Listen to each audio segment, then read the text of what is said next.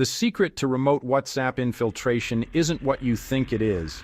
And by the end of this video, you will understand the exact high-level framework used by elite cybersec professionals to bypass end-to-end encryption without ever touching the target device. Most people think you need physical access or a shady APK file to see what's happening inside a private chat, but the reality is much more clinical, much more silent, and frankly, much more terrifying. We are talking about zero-click vulnerabilities and signaling system exploits that live in the infrastructure of the web itself, not the app on your phone. This is the point access method, and it changes everything you thought you knew about digital privacy. Before we dive into the technical architecture of remote packet interception, a vital disclaimer. This video is for educational purposes only. We do not advise or condone anyone using the information provided here to infiltrate someone's privacy or engage in any illegal activities. Our goal is to highlight security flaws so you can better protect yourself in an increasingly hostile digital landscape.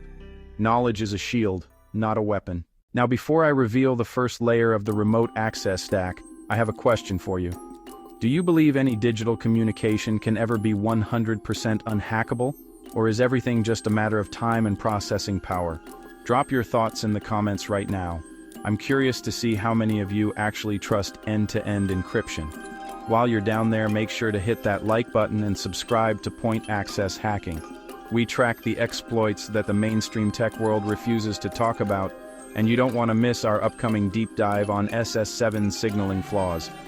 If you're serious about security or need the professional services of a certified ethical hacker for a legitimate security audit, you can find the links to contact verified experts, as well as essential tools and resources in the pinned comment and the video description below. To understand how a hacker views WhatsApp, you have to stop looking at the app and start looking at the network protocol.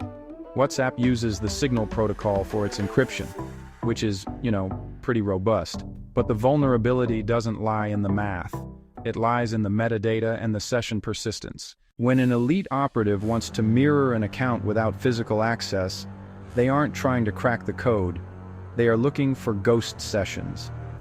By exploiting the way the web client handshake occurs at the server level, a sophisticated actor can theoretically spoof a browser's fingerprint to make the WhatsApp server believe a legitimate secondary session has been authorized. This is a form of session hijacking that bypasses the need for a QR code entirely by intercepting the authentication token mid-transit through a man-in-the-middle or MITM attack on the local network level. If this sounds complex, that's because it is. This isn't script kiddie stuff. This is protocol-level manipulation. Are you following the logic of the session handshake so far, or do you want me to do a separate video specifically on tokenized authentication? Let me know in the comments. Also, share this video with that one friend who thinks their disappearing messages make them invisible. They need to hear this. Again, for those of you looking for advanced defensive tools or need to consult with a professional regarding your own network's integrity, check the links for our recommended ethical hackers and security resources in the description. Moving deeper into the stack, we have the SS7 exploitation route. This is the holy grail of remote access. Every mobile phone relies on signaling system number 7 to route calls and texts. By gaining access to an SS7 gateway, a hacker can essentially trick the telecom network into thinking their device is actually yours.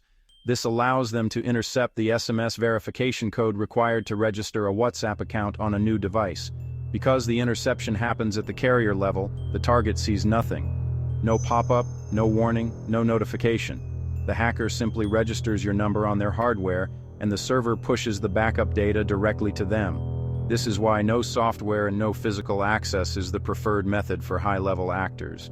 It relies on the inherent flaws of the global telephony infrastructure, not the app itself. You see, the beauty of the point access hacking philosophy is understanding that the weakest link isn't the software, it's the bridge between the user and the server. When you understand how to manipulate that bridge, the software becomes irrelevant. We are talking about a total bypass of the UI. This level of technical execution is why you see high-profile leaks, even from people who use secure apps. They aren't being hacked. Their sessions are being redirected. Make sure you've liked the video and are subscribed with notifications turned on. The digital world is moving fast, and if you aren't staying updated on these protocol vulnerabilities, you're leaving your front door wide open. If you feel like your data has already been compromised and you need a professional forensic audit, remember to use the links in the pinned comment to reach out to our network of certified experts. They have the tools and the resources to secure your perimeter. In conclusion, the myth that you need to be a coding genius to see WhatsApp activity is dying. You just need to understand network architecture and session persistence. While WhatsApp works hard to patch these vulnerabilities, the nature of global networking means there will always be a point of access for those who know where to look. Stay safe, stay skeptical, and keep your encryption keys close. We'll see you in the next deep dive. Would you like me to show you how to detect if your session has been hijacked in the next video? Type detect in the comments if you want that guide next. Don't forget to check the description for those expert links. This is Point Access Hacking, signing off.